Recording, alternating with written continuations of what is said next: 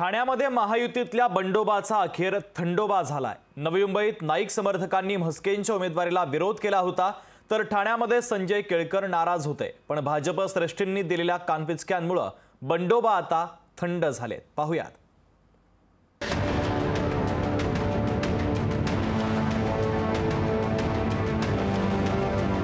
ठाण्यातील बंडोबाचा थंडोबा। भाजप श्रेष्ठींच्या तंबीनंतर नायकांची नाराजी दूर। संजय केळकर देखील म्हस्केंच्या प्रचारात सहभागी। ठाण्यातील शिवसेनेचे उमेदवार नरेश म्हस्के यांच्या उमेदवारीने नाराज झालेल्या भाजपच्या नेत्यांच्या बंडोबाचा 24 तासात थंडोबा झालाय। उमेदवारीसाठी आग्रही असलेल्या संजीव नाईक समर्थकांनी गुरुवारी नवी मुंबई आणि मुंबईत जाऊन जाहीर नाराजी व्यक्त केली होती। पण देवेंद्र फडणवीसांनी दिलेल्या तंबीनंतर भाजपमधील नाराज नेते सुतासारखे सरळ झालेत। गणेश नाईक यांच्यासह संजीव नाईक, संदीप नाईक, सागर नाईक हे नरेश म्हस्केंच्या उमेदवारी अर्ज भरण्याच्या रॅलीत सहभागी झाले होते। मोदीजींच्या करता आम्हाला प्रत्येक 48 जागा प्रतिष्ठेच्या आहेत। ऐकला का? तर ज्या ज्या ठिकाणी कार्यकर्त्याला जबाबदारी, ती कार्यकर्त्याची जबाबदारी पूर्ण करणार आहेत। तिकीट दिल्यामुळे हा नाराजी समोर आली होती। ही ती आली होती, खरं आहे, तुम्ही ते नवी काल बघितलं।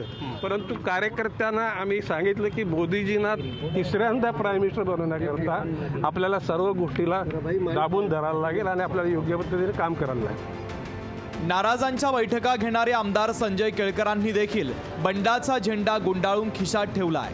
नरेश म्हस्केंच्या उमेदवारीसाठी अनुमोदक म्हणून संजय केळकरांनी सही देखील केली आहे। ज्यांना ज्यांना जी भावना व्यक्त करायची ती करायला आम्ही दिली आणि त्याच्यानंतर त्यांची समजूत काढून त्यांना योग्य पद्धतीने दिशादर्शन देऊन भारतीय जनता पार्टीची कार्यकारिणी जी आहे ती पूर्ण झाली।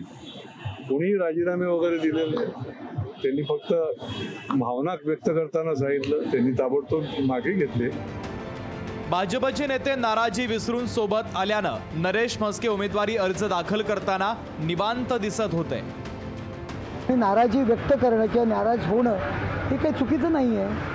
नाराज झाले असतील कार्यकर्ते, परंतु मला कालही गणेश नाईक साहेबांनी सांगितलं, नरेश तू माझा कार्यकर्ता आहेस, तू लहानपणापासून माझ्या हाताखाली काम करतोयस, तुला निवडून आणण्याकरता मी प्रयत्न करणार आणि तू निवडून आल्याच जमा आहेस, मी तुझ्या पाठीमागे।